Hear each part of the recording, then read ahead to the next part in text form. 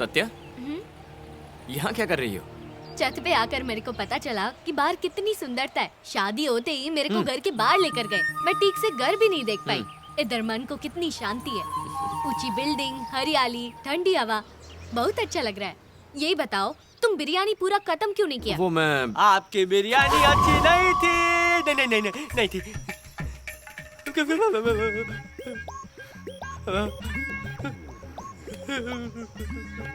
तुझे यहाँ आने को किसने कहा था बेवकूफ? तुम इधर? अल्लाहु अकबर, अल्लाहु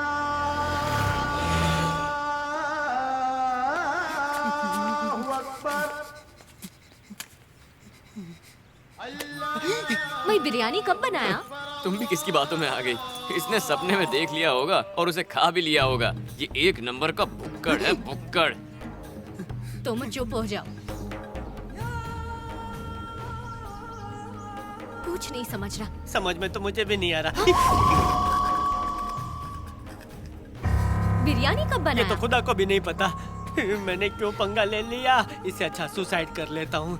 किधर से कूदूं? अबे अक्ल के दुश्मन। Sorry sir. ये बिरयानी बनाना भूल कैसे गई? मतलब और किसी ने बनाई होगी, है ना? सत्या के शरीर में रहने वाले रहीम ने। क्यों मोटा भाई, किस लिए? है? आप में भी आत्मा आ गई? इसका मतलब समझ गए? उस डॉक्टर के इलाज की वजह से अब वो बिल्कुल ठीक हो गई है। अगर वो ठीक है तो रहीम के लिए नया शरीर चाहिए होगा ने? उसने रहने के लिए कोई नया शरीर ढूंढ लिया होगा। हे, रहीम की बीड़ी तुम्हारे हाथ में कैसे? खबर न थी। तुम कुछ समझे? आप ही समझाइए ना। तुम्हारा नंबर लगा है। All the best. आप ये क्या कह रहे हैं? एंटर करेगा ऐसे बोल रहे हो जैसे कोई खुशखबरी हो।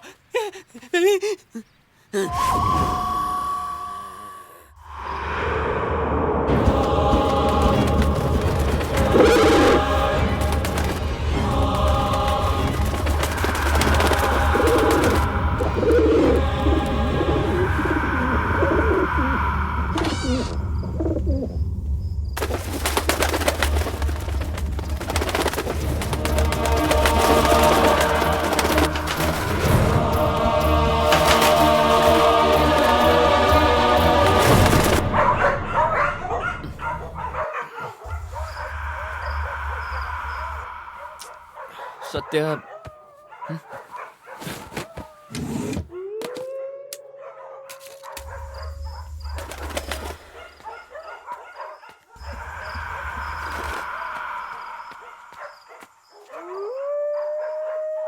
Lahore via Kuwait, Lahore via Kuwait, Lahore via Kuwait, Kuwait, Kuwait. हर बार नया शौक देता है। यहाँ मैं सत्या को ढूंढने निकला हूँ और तू ये पहन के बैठा है। ये सेफ्टी के लिए पहना है सर। लास्ट टाइम नॉर्मल कपड़ों में नल खुल गया था, इसलिए आज ये कपड़े पहन लिए ताकि वो मुझ पर रहम करे। ए वहम न करे सर। ठीक है, चलो सत्या को ढूंढते हैं। नहीं, आप चाहते हो मैं आगे रहूं? नहीं, ये काम करते हैं ना, आप उधर जाके ढूंढो, मैं इधर जाके ढूंढता हूँ। ओके। हाँ ठीक है, बच गयो। मैं नहीं ढूंढूंगा, इधर से टिकट निकाल के लाहौर वाया कुवैत जाऊंगा।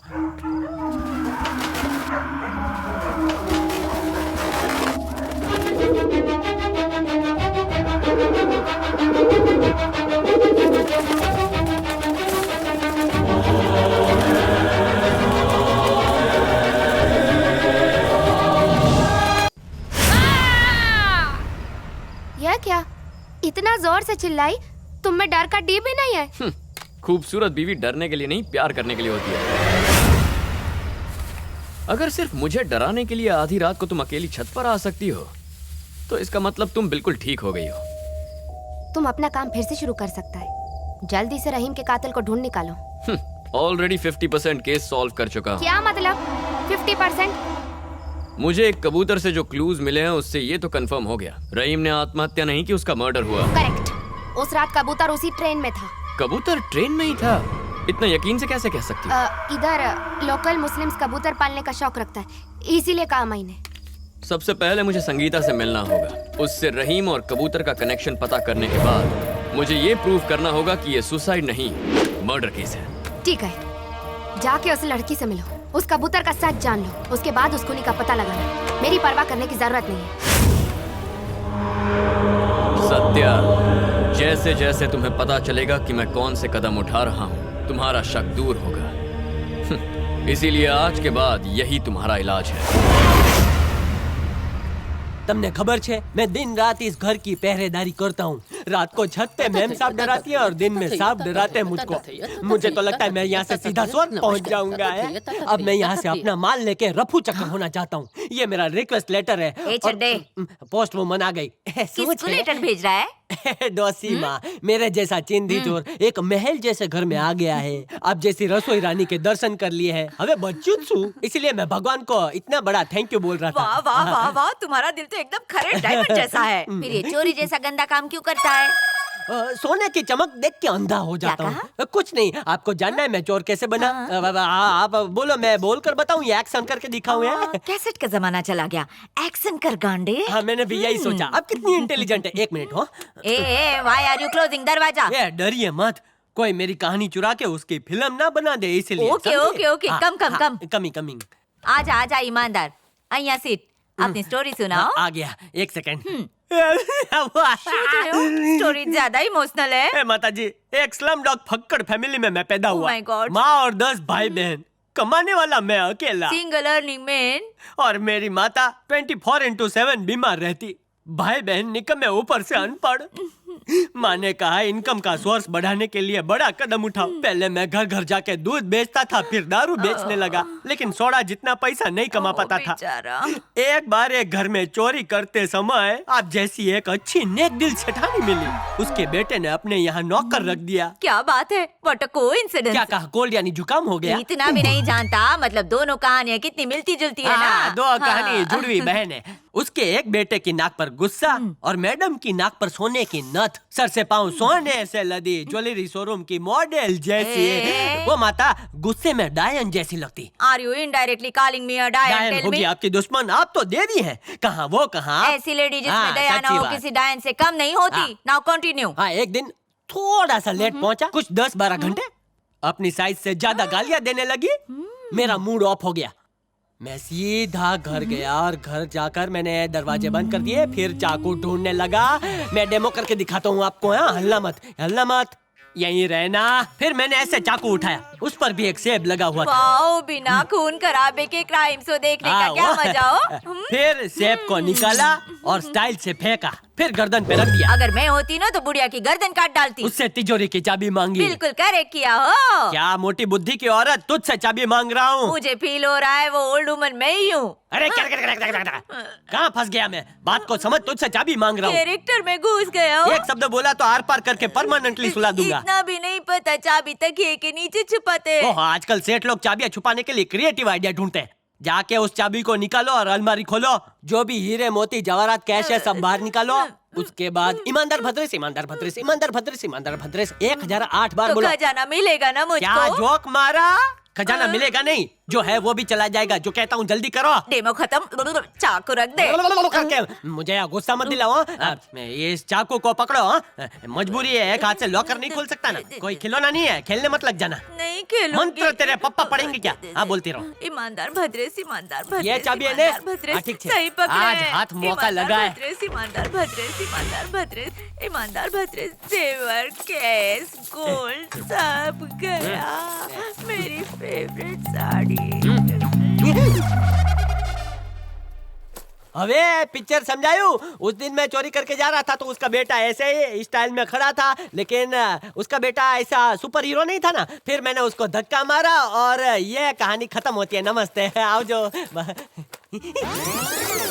मम्मी बताओ ने, ये एक नाटक था। अबे तू 35,000 की साड़ी अंदर रख। मम्मी ने कहा कि मैं ऐसे चड्डी वाला सक्सेसफुल चोर कैसे बना, तो मैंने कहा कि मैं बोल के बताऊं कि करके। तो उन्होंने बोला करके दिखाओ ने, आजकल टीवी का जमाना है, तो टीवी पे दिखाया। शिवा, इसने मेरे थ्रोट पे चाकू रखा। ये तो मात्र एक संयोग है। वो पिक्चर में बोलते हैं ना कि मेरे को डरा रहा था, सांभा मम्मी मेरे को। मैंने बद्दू खबर छे। ओए, यस सर। पूरे घर में सीसीटीवी कैमरा लगाए हैं। तेरा लाइव डेमो मैं इस मोबाइल पर देख रहा था। सीसीटीवी दिखाओ मैं कैसा लगता हूँ। हे मम्मी, हे पापा, हे मर गयो, हे बचाओ। ऐसी हरकत अगर फिर से की ना तो गले से नीचे बुलेट उतारूंगा। તમે તો બહુ ક્રિએટિવ છો। मम्मी एक केस के लिए मुझे कुछ दिन बाहर जाना होगा। इस खूनी को यहाँ छोड़ के डोंट वरी मॉम, चाबियां इसी के हाथ में दे दो। किसी और ने भी चोरी की तो भी इसी को ठोकूंगा। अब तो ठीक है ना? अपना ख्याल रखना। वापस आने तक मेरी बीवी और माँ की सेफ्टी तेरी जिम्मेदारी है। उन्हें कुछ हुआ तो मैं किधर फंस गया? रहीम जिस ट्रेन में था, क्या उसमें कोई कबूतर भी था? जी हाँ सर, जहाँ भी रहीम जाता था दिलबर उसे फॉलो करता था। दिलबर कौन है? रहीम का फेवरेट कबूतर, उसका नाम दिलबर था। वो दूसरे कबूतरों से कहीं ज्यादा समझदार था और हर साल पिजन टूर्नामेंट में वो हमेशा फर्स्ट प्राइज जीता था। वैसे ये पिजन टूर्नामेंट क्या है? कबूतर पालने वाले लोग अपने पक्षियों को एक एनुअल रेस में उतारते हैं। इस रेस को होमिंग पिजन कहा जाता है। हर पार्टिसिपेंट रेस में 5 से 10 कबूतर उतारता है। रेस से ठीक एक दिन पहले इन सभी कबूतरों को पिंजरों में रखकर ट्रक या ट्रेन से रेस के लिए लाया जाता है। हर स्टेट के लोग इस रेस में पार्टिसिपेट करते हैं और अपनी किस्मत आजमाते हैं। जो कबूतर इस रेस में हिस्सा लेंगे उन पर एक टैग लगाया जाता है और फिर उस कोड को नोट कर लिया जाता है। टैग लगाने के बाद वही कोड उनके मालिक को भी दिया जाता है ताकि विनर की पहचान हो सके। रेस की मंजिल के लिए किसी एक खास शहर को चुना जाता है। वहाँ पर इन सभी पिंजरों को लाइन में रखकर एक साथ खोल दिया जाता है। चाहे कबूतर को किसी भी शहर से उड़ाया जाए, वो लौटकर अपने मालिक के पास ही आता है। जो कबूतर पहले पहुँचता है वो रेस जीत जाता है। पिछले कई सालों से रहीम ही रेस जीतता आया है। जितनी ट्रेनिंग वो अपने कबूतरों को देता, उससे कहीं अधिक वो उनसे प्यार करता था। उसका फेवरेट पिजन था दिलबर, पिछले 3 सालों का विनर। अगर जीत नहीं सकता तो काहे को रेस में हिस्सा लेता है? कबूतर उड़ाना तेरे बस की बात नहीं है। तू जाके मच्छर उड़ा। तू ऑस्ट्रेलिया से, हंगरी से दुनिया के महंगे से महंगे कबूतर मंगाता है, लेकिन जीतता वो 2 कौड़ी का बिरयानी वाला है। कुछ सोचो जाकिर। हमें हर हाल में अगले साल कबूतर रेस जीतनी होगी। जीतना कैसे है वो तुमको देखने का है।